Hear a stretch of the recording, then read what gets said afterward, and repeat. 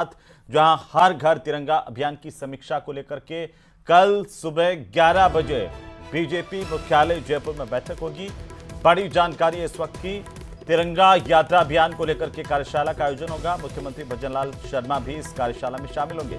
तिरंगा यात्रा विभाजन की विभीषिका को लेकर के कार्यशाला आयोजित की जाएगी।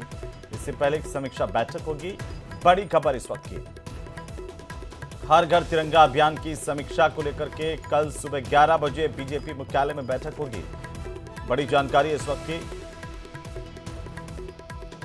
मुख्यमंत्री भजनलाल भी इस बैठक में शामिल होंगे और एक कार्यशाला का आयोजन भी किया जाएगा।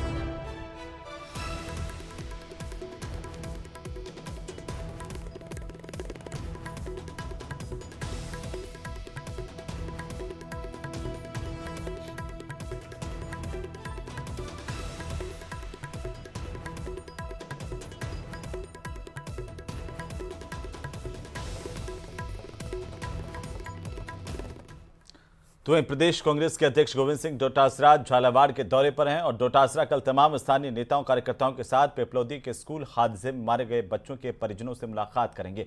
डोटासरा ने हादसे के लिए सरकार को जिम्मेदार ठहराया। जिम्मेदारी नहीं लेने को लेकर निशाना साधा। उन्होंने कहा कि मुख्यमंत्री को घटनास्थल पर जाना चाहिए।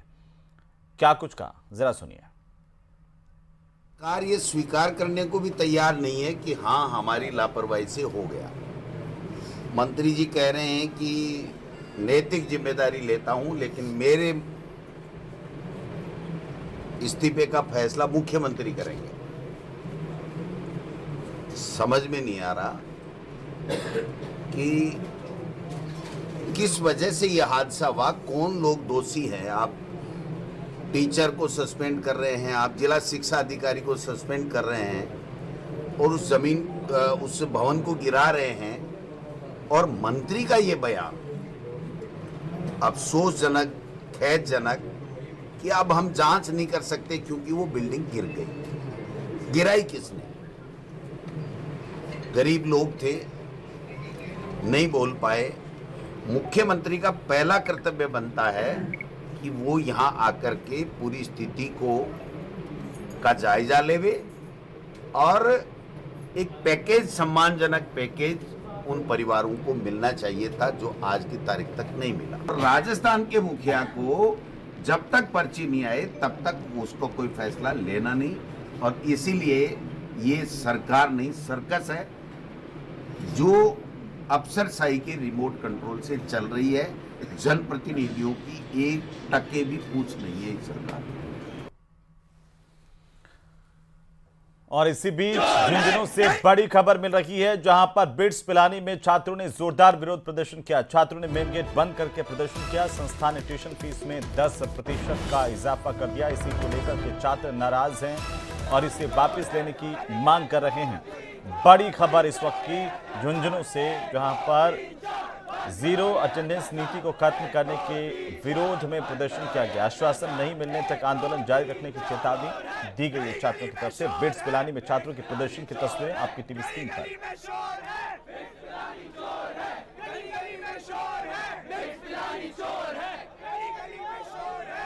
उधर जगदीप धनखड़ के इस्तीफे के बाद नए उपराष्ट्रपति के चयन की प्रक्रिया अब तेज हो गई है और अगले उपराष्ट्रपति को लेकर के कई नाम चल रहे हैं। इसी बीच भीलवाड़ा के ज्योतिषाचार्यों ने अगले उपराष्ट्रपति को लेकर के जो भविष्यवाणी की है वो काफी चौंकाने वाली है। रिपोर्ट देखिए।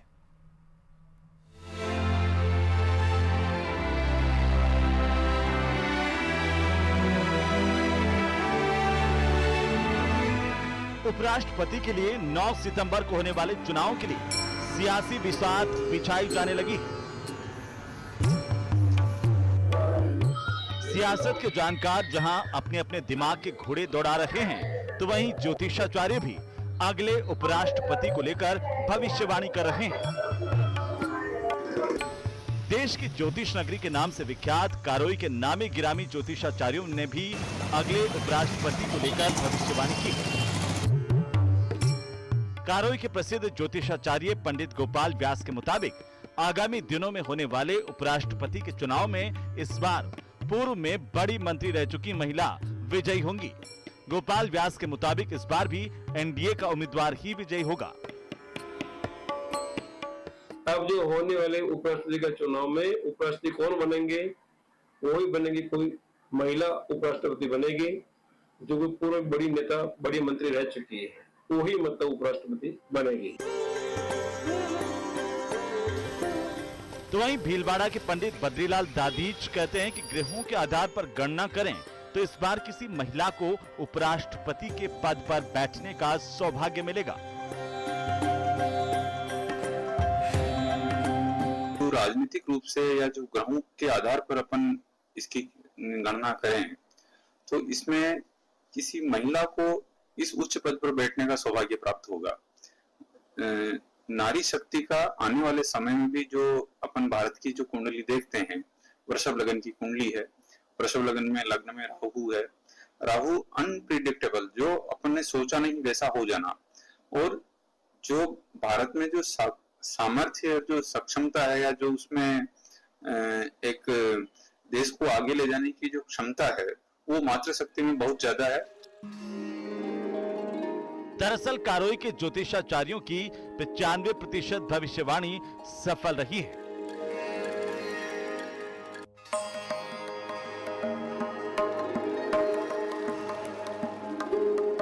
भृगु पद्धति में मुख्य रूप से 3 तरह से जातक को भविष्य फल बताया जाता है। पहला, जातक के नाम और जन्म कुंडली के ग्रहों की स्थिति के आधार पर भृगु पत्र निकालकर।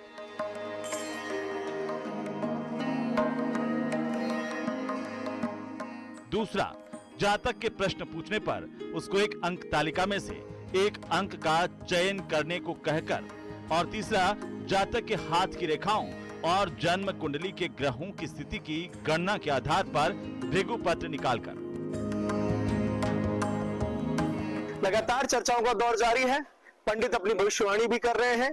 कारोई, जिसको दूसरी नगरी कहा जाता है, वहां से भविष्यवाणी हुई है, पर आने वाला वक्त बताएगा कि ये भविष्यवाणियां कितनी सटीक बैठती है और आने वाले वक्त में भारत का उपराष्ट्रपति कौन होगा, इसका इंतजार हम सबको करना पड़ेगा जब तक ये तय नहीं हो जाता।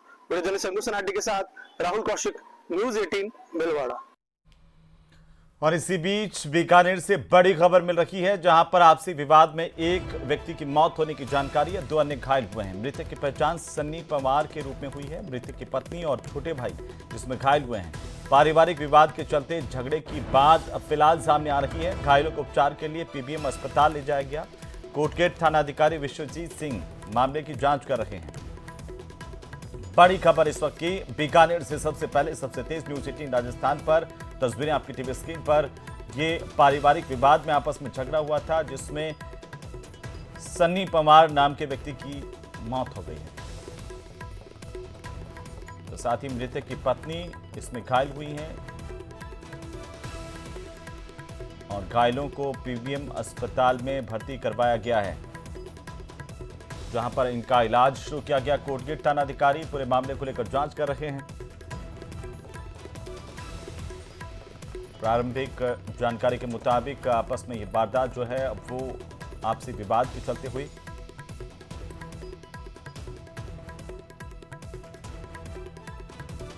तो वहीं उदयपुर से खबर, जहां पर कन्हैयालाल मर्डर केस पर बनी फिल्म उदयपुर फाइल्स 8 अगस्त को रिलीज होगी। और इसी बीच कन्हैयालाल के बेटे यश साहू का बड़ा बयान सामने आया। मुख्य आरोपी अतारी और गौस मोहम्मद पाकिस्तान के ट्रेंड आतंकवादी है। यश ने कहा कि भारत में स्लीपर सेल की तरह काम कर रहे थे। यश ने कहा कि रियाज अतारी, गौस मोहम्मद ने ही कन्हैयालाल की हत्या की।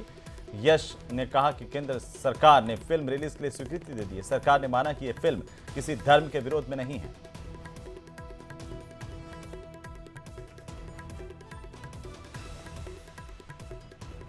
लगभग 3 साल पहले 28 जून 2022 के दिन मेरे पिताजी श्री कन्हैयालाल साहू को किस तरीके से 2 आतंकवादियों, जिहादियों ने मार दिया था, वो पूरे देश ने देखा। और उसी घटना पर एक मूवी बनकर तैयार है, जिसका नाम है उदयपुर फाइल, जो कि मेरे पिताजी के साथ क्या कुछ नहीं हुआ, किस तरीके से उनको मार दिया गया, किस विचारधारा के तहत उनको मार दिया गया, कि 2 जो लोग यहीं पर काम करते वो किस तरह पाकिस्तान से जुड़े हुए थे और वो पाकिस्तान जाकर ट्रेनिंग लेकर एक स्लीपर सेल बेस पे मेरे पिताजी की उदयपुर जैसे शहर में हत्या कर देते हैं। मूवी के अंदर वही सब कुछ दिखाया गया है। ये मूवी पहले 11 जुलाई को रिलीज होने वाली थी, जिस पर हाई कोर्ट दिल्ली ने बैन लगा दिया था 10 जुलाई के दिन ही। इसी वजह से ये मूवी रिलीज नहीं हो पाई थी। और इसके बाद इस मूवी ने कई संघर्ष किया। ये high court Delhi, supreme court, उसके बाद सेंट्रल गवर्नमेंट के पास होकर आज फिर से इसकी जो नई रिलीज डेट है 8 अगस्त वो डिक्लेयर कर दी गई, क्योंकि आज ही 6 अगस्त के दिन सेंट्रल गवर्नमेंट ने इस मूवी को रिलीज करने का आदेश दे दिया है और कहा है कि ये जो मूवी है वो किसी भी धर्म समुदाय के खिलाफ नहीं है। ये एक जो क्राइम जो कि मेरे पिताजी के साथ हुआ था, जो आतंकवादी घटना मेरे पिताजी के साथ हुआ था, उसके अगेंस्ट है। इसलिए इस मूवी से किसी भी धर्म की भावना आहत नहीं होगी। इसी वजह से इस मूवी की जो रिलीज है वो 8 अगस्त को डिक्लेयर कर दी गई है। उधर डूंगरपुर में पूर्व सांसद ताराचंद भगोरा ने सांसद राजकुमार रोध पर निशाना साधा। उन्होंने कहा कि भारत आदिवासी पार्टी ने अपना राजनीतिक उल्लू सीधा करने के लिए आदिवासी समाज और युवाओं को गुमराह करने का काम किया है। विश्व आदिवासी दिवस समारोह आयोजित करने पर भी सवाल खड़े किए हैं। पर मुझे अफसोस है कि झालावाड़ में 7 बच्चे जर्जर स्कूल भवन के कारण बारिश में क्षतिग्रस्त हुआ और 7 बच्चे काल कवलित हुए।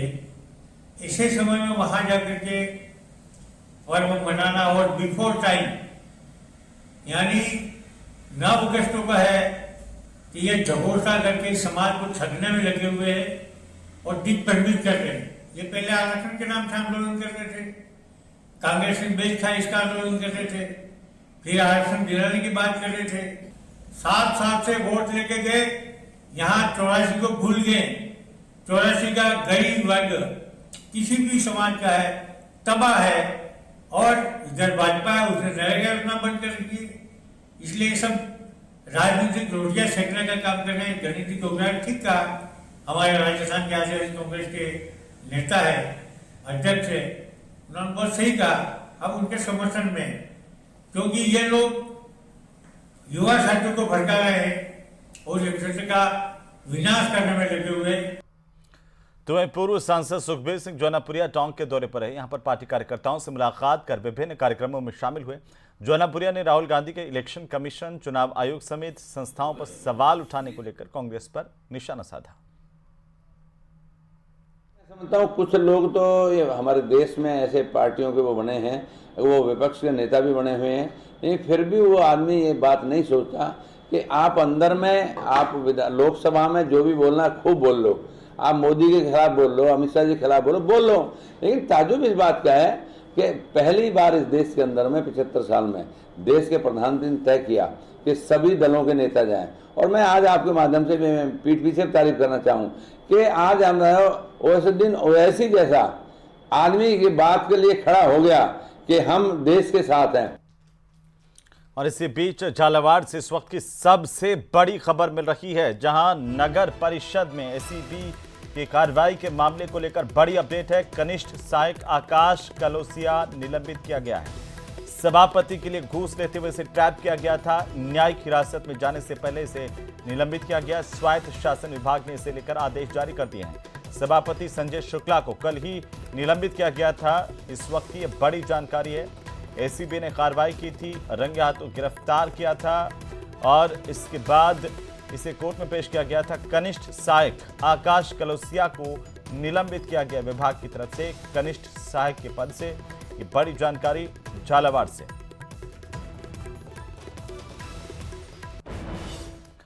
तो वहीं प्रदेश में अब आप रोडवेज के किसी भी कैटेगरी की बस में सफर करेंगे तो आपको पहले से ज्यादा किराया देना पड़ेगा और यह बढ़ा हुआ किराया मंगलवार की रात 12 बजे से लागू हो गया है। रिपोर्ट देखिए।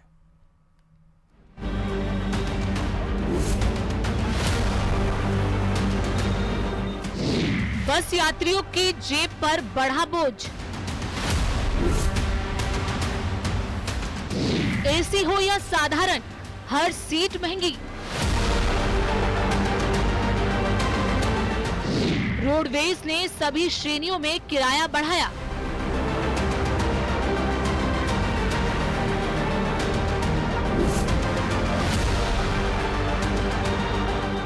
अगर आप प्रदेश में रहते हैं और रोडवेज बस से सफर करते हैं तो अब आपको पहले के मुकाबले ज्यादा पैसे खर्च करने पड़ेंगे, क्योंकि रोडवेज ने किराए में 10% से ज्यादा की बढ़ोतरी कर दी है।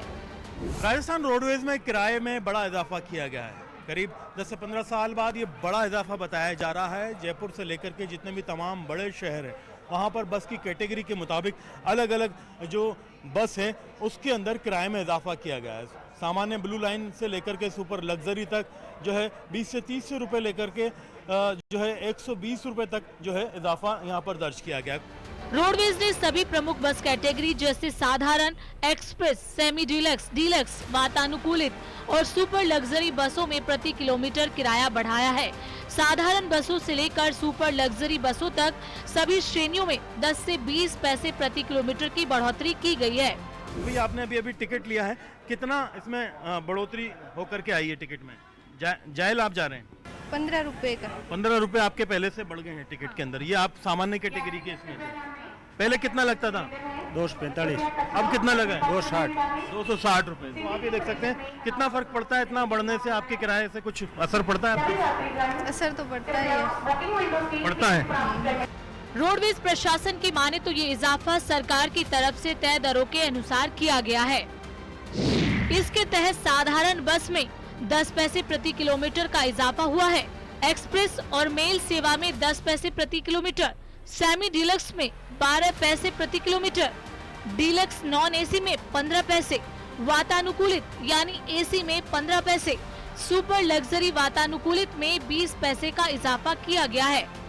रोडवेज का किराया है वो प्राइवेट सेक्टर से या प्राइवेट बसों से है वो बहुत कम होता है। हम वो 85 पर किलोमीटर पैसे से 90 पैसे पे प्रति किलोमीटर पे आए हैं। सिर्फ 5 पैसे हैं वो बढ़ाए हैं पैसे के हिसाब से। अगर हम देखें तो प्रति किलोमीटर के हिसाब से जैसे 100 किलोमीटर पे हमारा है वो 5 रुपए का फर्क पड़ेगा इस किराए में। जैसे अब कोई यात्री 100 किलोमीटर सफर कर रहा है जैसे जेंट्स में, तो उसके जैसे 95 रुपए पहले थे उसकी जगह 100 रुपए आएंगे। और अगर कोई महिला उसी में यात्रा कर रही है जैसे 50% RSRTC उसमें जो छूट दे रही है उसमें सिर्फ उसमें 5 नहीं 2.5 रुपए का ही फर्क आएगा। जैसे 55 रुपए किराया है तो वो 60 रुपए के आसपास 100 रुपए का है वो आएगा। उसमें ज्यादा कुछ किराए में ज्यादा फर्क नहीं पड़ेगा। करीब 10 साल के बाद रोडवेज ने बसों की सभी श्रेणियों में किराए में इजाफा किया है। हालांकि रक्षाबंधन के मौके पर महिलाओं को राहत दी गई है। रक्षाबंधन पर महिलाएं और लड़कियां 2 दिन तक राजस्थान रोडवेज की बसों में फ्री यात्रा कर सकेंगी। ये सुविधा 9 और 10 अगस्त को लागू रहेगी। राजस्थान की सीमा में चलने वाली सभी श्रेणियों की साधारण बसों में ये छूट लागू होगी। नई दरें लागू होने के बाद अब प्रति किलोमीटर यात्रियों को इस तरह भुगतान करना पड़ेगा। यानी साधारण बस श्रेणी में 0.95 रुपए प्रति किलोमीटर, एक्सप्रेस और मेल सेवा में 1 रुपए प्रति किलोमीटर प्रति यात्री, सेमी डीलक्स में 1 रुपया 10 पैसे, नॉन डीलक्स एसी में 1 रुपया 25 पैसे, वहीं वातानुकूलित में 1 रुपया 80 पैसे, सुपर लग्जरी वातानुकूलित बस में 2 रुपए 10 पैसे पे करने होंगे। किराए में बढ़ोतरी के बावजूद अतिरिक्त चार्ज की दरों में कोई बदलाव नहीं किया गया है। अब जो है ज़्यादा भार राजस्थान रोडवेज की ओर से ढोना मुश्किल था, तो वित्तीय हालात को सुधारने के लिए किराए में वृद्धि की गई है। लेकिन आम आदमी की जेब पर सीधा इसका असर पड़ने वाला है। जैसे ही राजस्थान रोडवेज ने किराए में इजाफा किया है उसके बाद जो प्राइवेट सेक्टर के बस ओनर्स हैं, प्राइवेट बसेज हैं, वो भी किराए में इजाफा करेंगे। इन तमाम चीज़ों का असर सीधे तौर पर प्रदेश में, राजधानी में, प्रदेश के बड़े शहरों में महंगाई पर भी पड़ने वाला है। कैमरा पर्सन अविनाश के साथ में अरबाज अहमद, न्यूज़ 18 के लिए जयपुर से। और इसी बीच बाड़मेर से बड़ी खबर मिल रही है, जहां बाड़मेर जिले के शिव इलाके में सोलर कंपनियों द्वारा खेजड़ियों की कटाई के बाद उपजे जनाक्रोश के बीच अब क्षेत्र में ग्रीन बेल्ट विकसित करने की प्रक्रिया शुरू हो गई है।